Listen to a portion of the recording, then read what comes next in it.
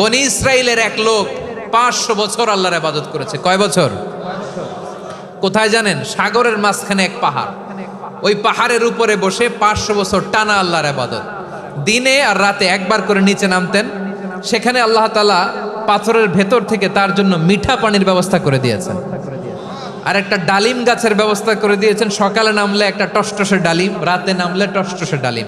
এগুলো খেয়ে খেয়ে 500 বছর সে আল্লাহর ইবাদত করেছে। আর সে আল্লাহর কাছে বলেছে, আল্লাহ আমি যখন মারা যাব সেজদারত অবস্থায় যেন মারা যাই।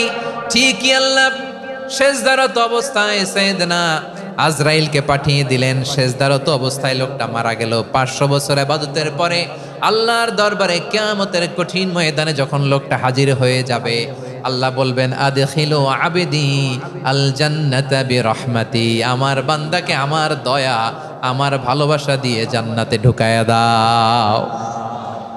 500 বছর ইবাদত করছে তো আমার দয়ায় আমার বান্দারে জান্নাত দাও। এই বান্দা বলে, বালবি আমালি, আল্লাহ তোমার দয়া লাগবে কেন? আমি আমার আমল দিয়ে জান্নাতে যেতে চাই। কি দিয়ে? কথা বুঝে নাই বোধহয়। আল্লাহর এই বান্দা কি দিয়ে জান্নাতে ঢুকতে চায়? আমল দিয়ে। আল্লাহ বলছে, আমার দয়ায় আমার বান্দারা জান্নাতে নিয়ে যাও। ফেরেশতারা এ বলে, আল্লাহ তোমার দয়া লাগবে কেন? সেজদা তো কম দেই নাই, জিকির করতে করতে 500 বছর শেষ করে দিলাম, আবার তোমার দয়া লাগবে? আমি তো আমার আমলেই জান্নাতে যেতে পারি। আল্লাহ বলবেন, তাই ঠিক আছে, আমি চাইলাম দয়া দিয়ে জান্নাত দিব, তুমি চাইলে আমল দিয়ে ঢুকবা। ঠিক আছে, তোমার আমল আর আমার যে দয়া দুইটার একটু মাপ দেই। তোমার 500 বছরের ইবাদত এক পাল্লায় রাখো।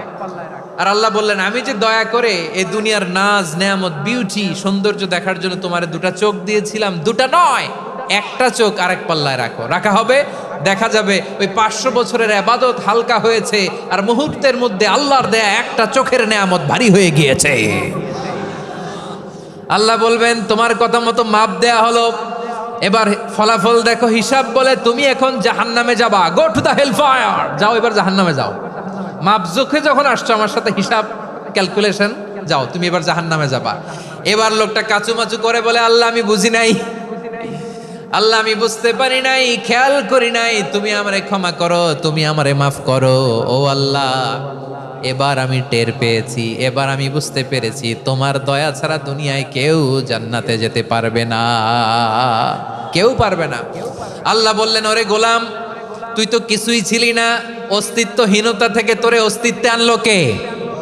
ওই ছোট্ট শুক্রাণু থেকে মায়ের পেটে 9 মাস ধরে খাবার দিয়েছে কে? আবার সুস্থতার সাথে দুনিয়ার বুকে তোরে ডেলিভারির ব্যবস্থা করে দিল কে?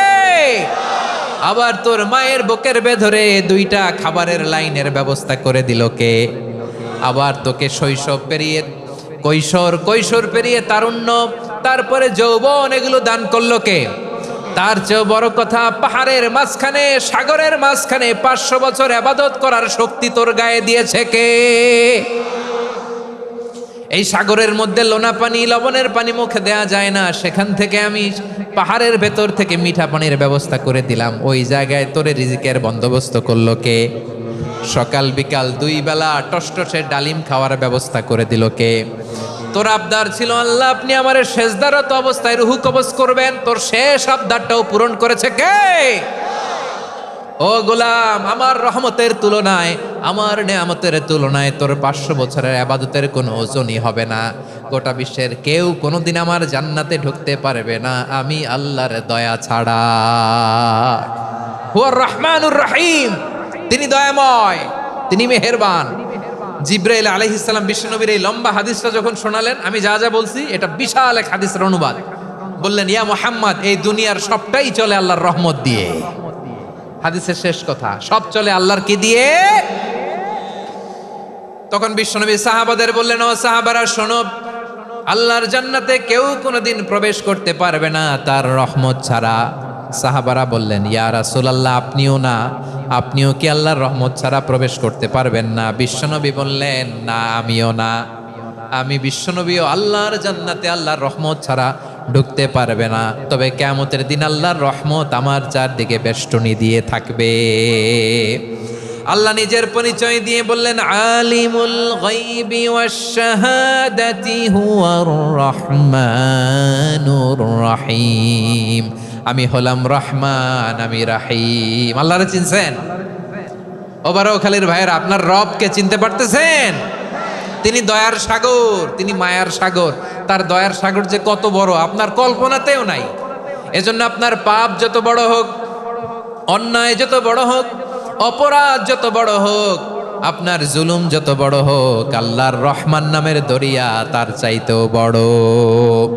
আল্লাহ বলেন, খুলিয়া ইবাদিয়াল্লাযীনা আসরাফু আলা আনফুসিহিম লা তাকনাতু মির রাহমাতিল্লাহ ইন্নাল্লাহা ইয়াগফিরুয যুনুবা জামিআ ইন্নাহু হুয়াল গফুরুর রহিম। ও আমার গুনাহগার বান্দারা শোনো, জুলুম করেছো, ভুল করেছো, অন্যায় করেছো, আল্লাহর রহমত থেকে নিরাশ হয়ো না। আমরা বিশ্বাসীরা কশিনকালেও আল্লাহর রহমত থেকে নিরাশ হব না, ঠিক কিনা বলেন? আল্লাহর রহমত থেকে নিরাশ হবেন? ভুল করে ফেলছেন,